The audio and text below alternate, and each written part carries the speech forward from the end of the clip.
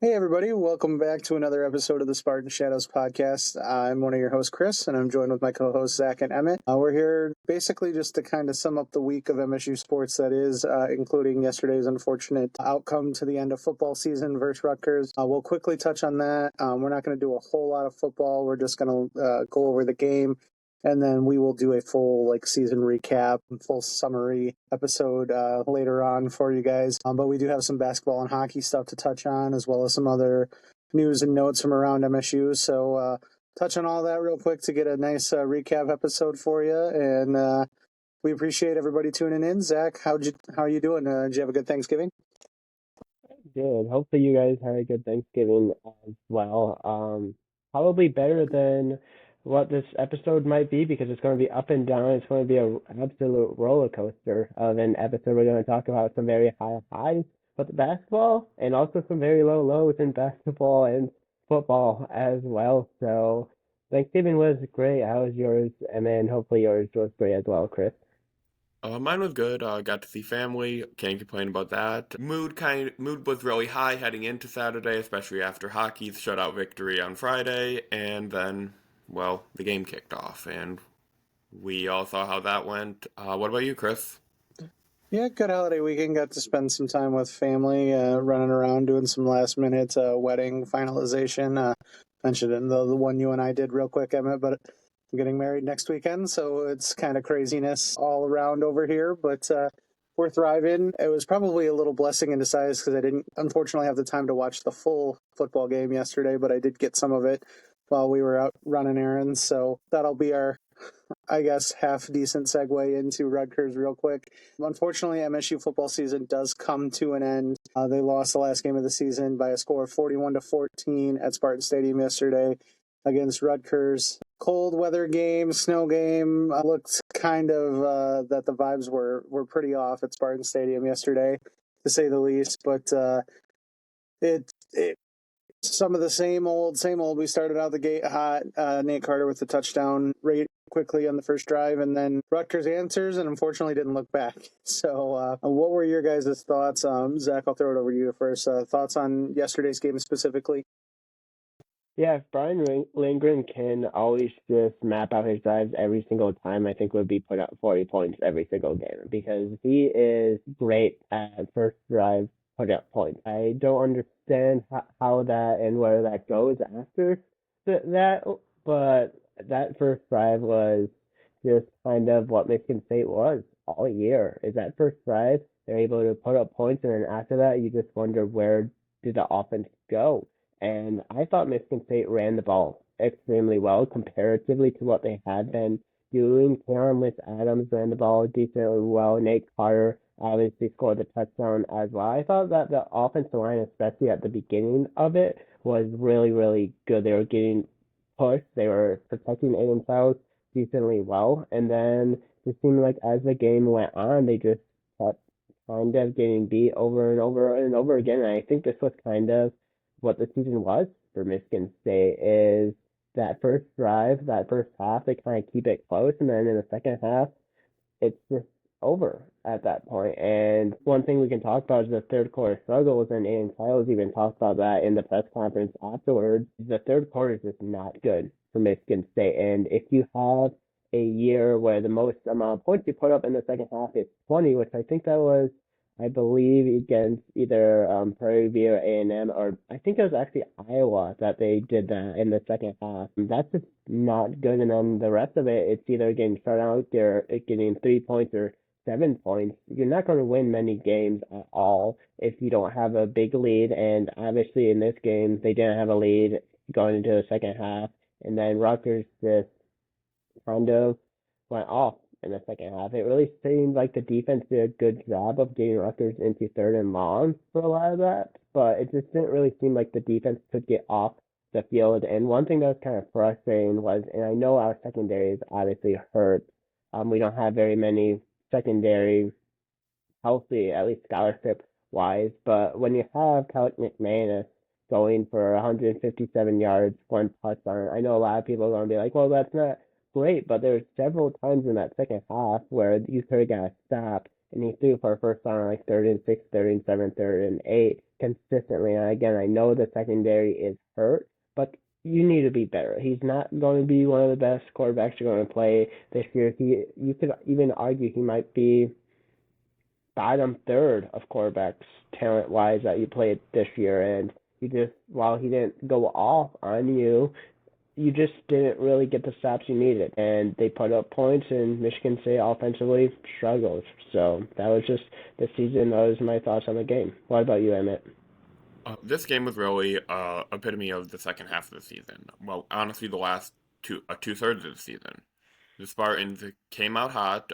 This was, if you include their turnover against Oregon, their missed field goal against Michigan, and I believe they also had, and their field goal against Iowa, the Spartans had 10 first-half drives where they scored or were in position to score. Additionally, they got outscored by every single FBS team in the second half this year, or tied the score in the case of the Iowa game. So it was frustrating to see, to say the least. The secondary was completely injured. The defensive line still could not get pressure. Offensive line was still using their exact same combination because there wasn't many people left who had any experience at the collegiate level, and they underwhelmed after that first drive. It felt like a copy and paste when I was writing my takeaways about the game. It felt like a copy and paste of the Illinois game. It was just, I feel like the last 5-6 games, I tell myself, well, this is probably the worst half I've seen Michigan State play football this year, but they're still in it, right? And then the third quarter happens. Even looking at the output, Michigan State put up 37 yards in the third quarter. Every other quarter, they put up at least 64. So it was frustrating to say the least. Couple things also that I would say frustrated me. I was more disappointed than frustrated for most of the game with how injured we are. We had a first-year quarterback. Aiden Childs has not had a turnover in his last 3 games of the season, however. So you can see the improvement there. But one of my main frustrations was the staff electing to burn the red shirt on Andrew Brinson IV. They played him for the first 2 drives of the second half. He was beat for a 2-point conversion where he actually had pretty good coverage, just with a great play. And then he got whistled for a defensive pass interference, and they brought Ed Woods off the bench, who they had benched on senior day. So they burned his red shirt just for 2 drives when the game was already a 16-point game with Rutgers driving, which frustrated me to say the least. I think Brinson's going to be a very good corner for the Spartans, and that was definite. I remember in the group chat I was not happy about that to say the least, but yeah, it was kind of a microcosm of the season. You start fast and then just everything falls off the rails after about the first 2 drives. What about you, Chris? What did you take away? Yeah, and pretty much the same for me. And I don't want to get into a soapbox of the season and the frustrations that lied with it, just because we do have a little bit more in depth to discuss at the season recap episode, I guess. But I know with the fan base being as disappointed in the outcome of the season as we've seen. And I get the frustrations because we're all certainly, the 3 of us are very frustrated too. And you may not notice it because while I feel like we can feel like we're being negative on this than these podcasts compared to some of the fan base on social media and stuff like that, we look like the most positive people in the world. So it's just frustrating to see because we think of what could be and also a little bit of what MSU football has been for the past couple of decades. And I think we all need to take a step back and understand that the biggest part of me this season was just the injuries. We had no depth in the offensive line. The defensive line was decimated with injuries. The secondary was decimated with injuries. And we had just people out there playing with little to no experience at all, of like game experience or position experience. I know Emmett and I were talking yesterday to each other, just texting back and forth. We had, and I forget which one, but we had a player who's played safety his entire career starting to take reps at corner. Yeah. So, I mean, when you're in that bad of a scenario, I don't care who you're playing against. That's going to be rough to cover. So Aiden kind of mentioned this in his press conference, and I know everybody's getting on him on social media for some of the stuff he said. We need to pump the brakes on that because he's clearly frustrated. They're not okay with how this season went either. There's going to be a lot of turnover this offseason just from the scholarship and roster sizes changing and all that stuff. It's year one of a total rebuild. Jonathan Smith is inheriting this program from dumpster fire levels, and he's got to build it back up, and it takes more than 12 games. We knew it coming into this year, and so it's okay to be frustrated. It's okay to know that while we finished 5-7, we very easily could have finished 7-5, 8-4, and be going to a bowl game, and that is frustrating. And trust me, it would have been great to get this team some more practice, some more gameplay, to ship Emmett in an envelope and send him out to whatever city that was hosting the bowl game. It would have been perfect, but unfortunately, that's not how the cards fell. And I think year one under Jonathan Smith was a pretty big learning experience for both the coaches or the coaching staff and the players that were first time getting used to Big Ten play. So I'll expect them to be better next year. Definitely got a lot to build on and a weaker schedule coming next year. So hopefully we can take advantage of that, whether it's through the portal, recruiting, coaching, systematically, whatever the case may be. It all needs to improve, and I tend to think it will. So that's kind of all I had. The stats from yesterday were the stats. I mean, Aiden was 13-23 for 150 yards, didn't have a turnover like Emmett said, so the turnovers have definitely declined later in the year. Jack Velling had his statistical best game of the season, 77 yards, which tied his season high, plus he added his first touchdown, much to Zack's happiness. KLA had 70 yards rushing, Nate Carter had a touchdown, so some decent games, but, it's just not enough to get a win, and it will be fixed, and I know it will be, but we got to give it time. So yeah, that's all I got. Anything you guys want to add to Rutgers or anything else? Just quickly, Jalen Thompson did go down with a scary injury during that game. Jonathan Smith talked about it in his post-game press conference. It was a concussion, and it was mostly an abundance of caution. Not sure if he was knocked out on field. Based on the lack of motion, I would assume so. From what I heard, and from what I felt after doing post-game takeaways on the field, that turf was hard as a rock. So I'd imagine. yeah, he was good. He was released from the hospital by the end of the game, and Johnson Smith was able to talk to him before his post-game press conference. So good news on that front. Only other player that really went down with an injury was Cal Halliday. He was back after half. So good news on that front. Quick shout out to Alessio Milivojevic getting his first career snaps. Obviously, Yay. first career pass. Kind of went the same way as Aiden Child's first career pass as a Spartan. So only up from here. But yeah, that's about all I got. Yeah, I was just going to say, now let's kind of talk about, and I'm sure we'll talk and go more into depth on the football season as a whole. We'll talk about maybe some positives, some negatives, stuff like that. But let's also talk about some positives here, and that is a big MSU win, 94-91 in Maui against North Carolina, going 2-1, which I think for most people would be considered a success at this point. There's kind of that little nervous factor in there, especially going into overtime. We can talk a little bit about that, how that last minute 20 ended out and how it turned into overtime, which at that point it shouldn't have. But what a win for Michigan State, especially this really early on. This was probably the one game left non-conference that would probably be considered maybe a quad one opportunity.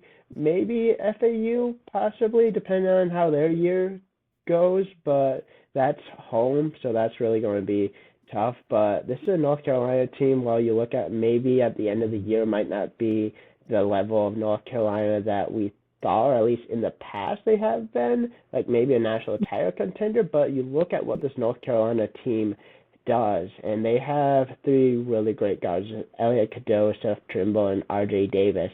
And we didn't have Jace Richardson, which arguably could be considered probably our best or second best player this year, at least probably the most consistent player this year. And we somehow won it. You have to give credit to this team. You have to give credit to Izzo. One thing that I loved about Izzo, especially in this game, is even when it went into overtime, he basically told his team, like, hey, like, we deserve to win this game. And I don't think he was wrong with that statement. I think Michigan State was a better team in this game for 99% of it, 98% of it. I think they deserved to win it. And when Jaden Akins went down, St. Howman, Xavier Booker stepped up. And that's one of the biggest things is there repeatability there? That's the biggest question. But this is a game that like a lot of people like, hey, like look at this MSU team. There is real possibility here. And I think it all starts with Xavier Booker having probably the best game in a Spartan uniform in this game. And if he can continue to do that, I do think a lot of it has to do with kind of the matchup against North Carolina because he played the 5, which was really good for him. I'd love to see Izzo play him more there. I'd love to see kind of like either like Jeremy Fears or once Jace Richardson is back, then Trey Howman, then Dan Akins, then Colin Carr, Xavier Booker. That's a really fun lineup. So I'd love to see that like at least a couple minutes every single game, no matter what the matchup is. But what a win for Michigan State, really needed it, and the possibility that we're ranked come Monday. Yeah, I'll just kind of stat prime it and then let Emmett do a little bit more analysis in there. But like you said, nice win in Maui. I think we all kind of maybe hoped to go 2-1, but probably looked a little bit different in our minds with that middle game losing to maybe Connecticut. But Memphis is a tough team, so they proved all Maui they belong and definitely played to their potential. So that led the Spartans to get the matchup with against North Carolina. They are the 12th ranked Tar Heels as of right now. New rankings obviously come out soon, so we'll see where they fall to. But a good win to have a win against a ranked team. Final score was 94-91 in overtime. Spartans did have a pretty sizable, what was a 9-point lead at half. Tar Heels did come back within the second half, had some runs in the second half that kind of led to making it a closer game down the stretch. I did want to credit MSU for not getting too discouraged. Obviously, things were starting to go awry in the second half, and credit to the staff and the team. They definitely got everybody settled, executed what they needed to do. Game went to overtime, and then the Spartans kind of took over from there. Overall, shot 25% or 25% from 3. Not anything super great to write home about, but when you're talking about this team, that's an improvement, and that was, I think, a key for us. Definitely out-rebounded North Carolina, 37-29. Vintage MSU basketball on the boards was good to see. I thought the free throws were good again. Overall, shot 54% from the field, so that's good to see. Was spreading the ball around with 16 assists on all of the made shots. Overall, I thought, like you said, really good game, Zack. Xavier Booker, best game as a Spartan. Trey Howman, potentially his best game as a Spartan, too. He played really, really well.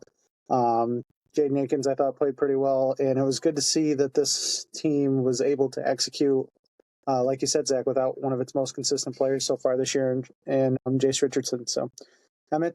Yeah, looking at the score and from the feel of the game, Trey Howman, arguably best game of the Spartan. Definitely best half of the Spartan in his first half, going 5 for 5 lights out shooting, 3 for 3 3 points. Then additionally, shout out to Colin Carr in the first half as well. I believe he finished with 9 first half points, the 4 for 5 shooting, and made his only free throw attempt. So those two were the stars of the first half. Other thing that stood out to me was, unless I'm wrong, did MSU not attempt a 3-point the entire overtime period and still manage to find a way to win?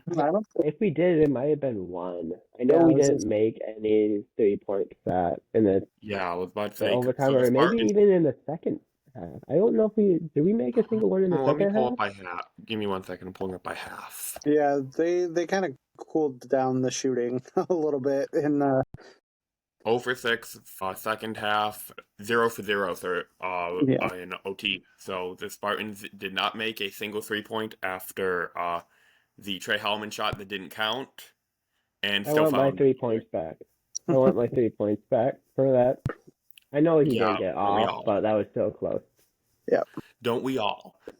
Yeah, I also find it funny that there was a little bit of a clamoring for maybe the Spartans should look at having Frankie Fiddler come off the bench and have swap Jace Richardson into the lineup. And then the day Richardson's out, Fiddler comes off the bench with Holloman starting instead due to UNC's three guards, and that results in Fiddler having one of his more, I would say, consistent games as a Spartan. I believe we had 6 players with scoring a dozen points, which is first time since the 90s, 80s that that's happened to UNC or something.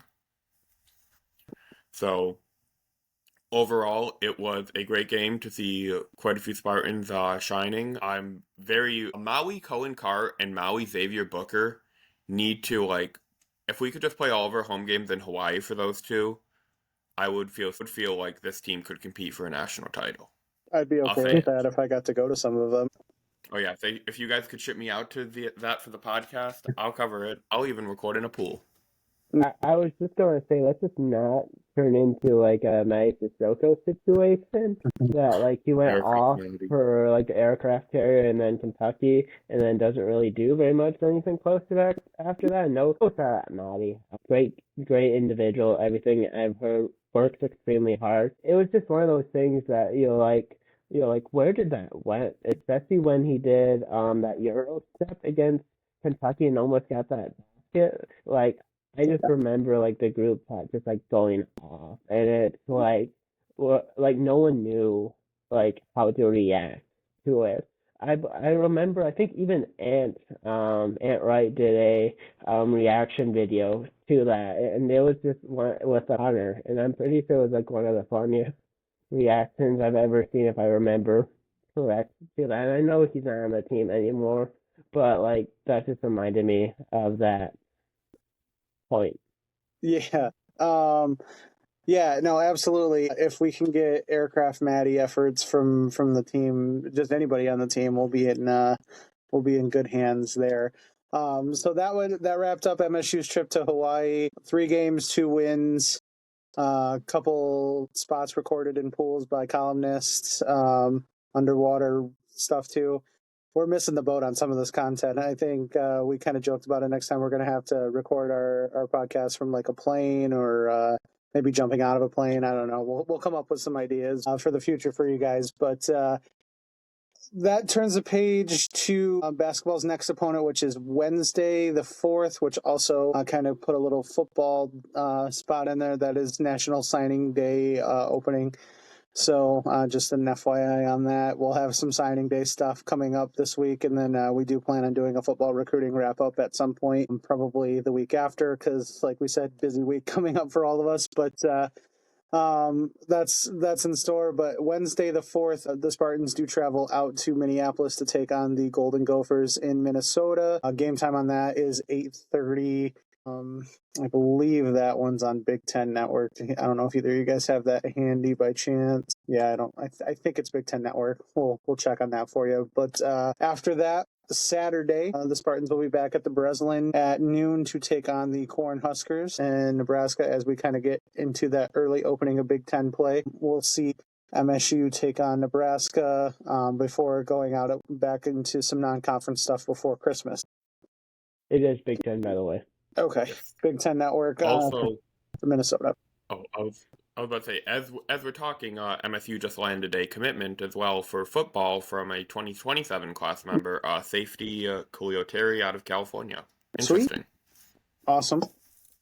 2027 class already starting to take place. I think that means we received a commitment on a 2027 prospect before a 2026 prospect. Because I don't think we have any verbal commits yet. So that's good. But if I do remember correctly, I think he was in town for Rutgers this weekend. I could be wrong on that, but I know he was on one of the recent visitor lists.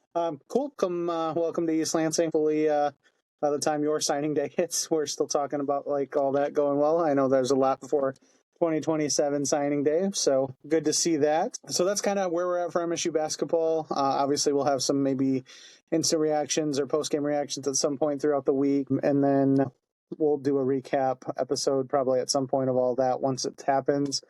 Let's switch over really quickly to hockey. The number 1 ranked team in the country, Michigan State. I wrote an article for Shadows I think I had mentioned at some point, previewing it when we hit number 1. Our first game as the number 1 ranked team took place Friday night. Zach, did you end up making it out to that? Or I was not able to. No worries. I know you were talking about it, so. But Trey Augustine was great.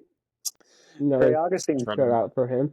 showing why he's the best goalie in the country, in my opinion. But yeah, the Spartans took on Lindenwood. Game 2 of that series, by the way, drops at 4 p.m. today. We're recording this Sunday. I don't think this will be posted before then, but we haven't got you a final on the Sunday game because it hasn't happened yet. But Friday night's game, 4-0 final score. Like Zack said, Trey Augustine. With the shutout, we had goals from Matt Bagzall, Daniel Russell, Tommy Manisto,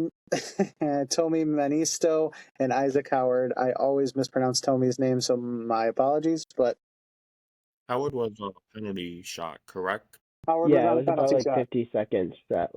Yes. Yep. Isaac Howard was on a penalty shot, so it was good to see him bury that one. Again, nice to see the scoring up and down the lineup. That's what MSU's been doing very well this year. Matt's goal was on the power play, so also good to see the power play still kicking in high gear. Overall, yeah, impressive. I know Lindenwood's not the toughest opponent we'll probably see this year, to put it nicely, but that's okay. They're still a good program, a good team, and it's good to get a win. Hopefully today will be the same because we open up Big Ten play this weekend upcoming, where they travel to Madison to take on the Badgers. Always a tough out regardless of how they're doing. Wisconsin's always got a good hockey program, so that'll be a good test before the following weekend, December 13th and 14th. We go to Minneapolis to take on I believe they're currently ranked, oh gosh, I had it pulled up. Sorry, give me 1 second.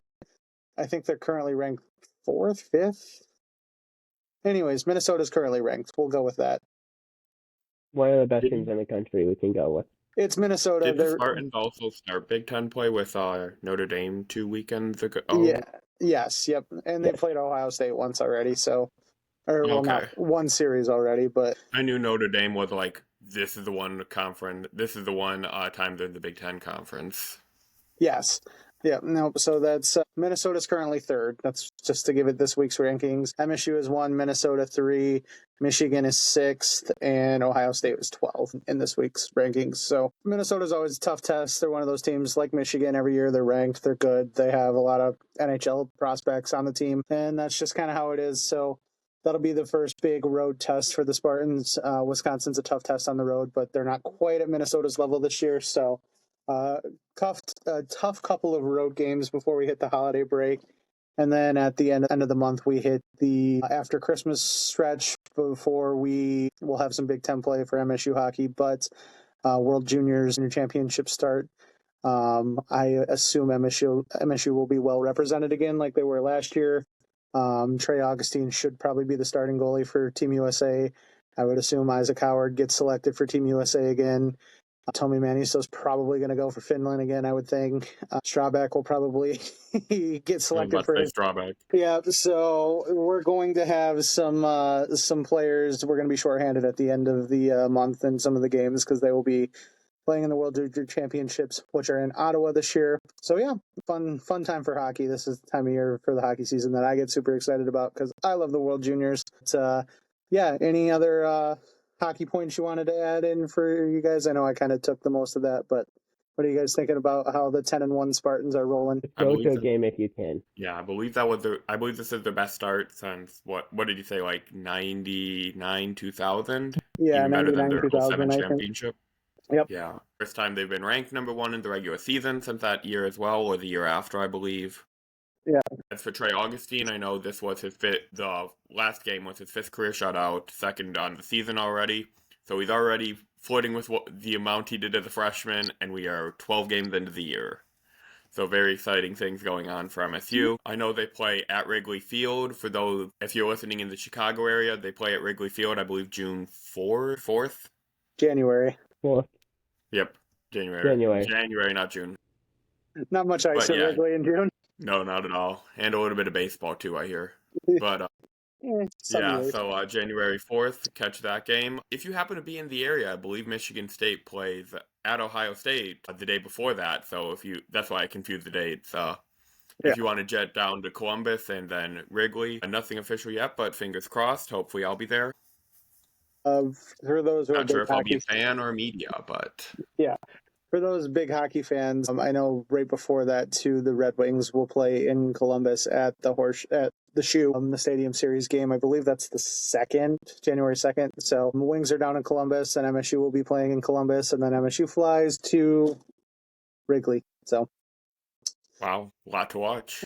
Outdoor hockey is fun. It's the way it's supposed to be, in my opinion. But we'll digress there. So, but yeah, that's kind of all we had, hockey, basketball, football wise. Like I said, we'll do more in depth dives at a later date for different episodes. I did want to say before we sign off, big congratulations and thank you to the seniors in football. Sad to see most of you go. I know not everybody who participated in senior day may be gone permanently.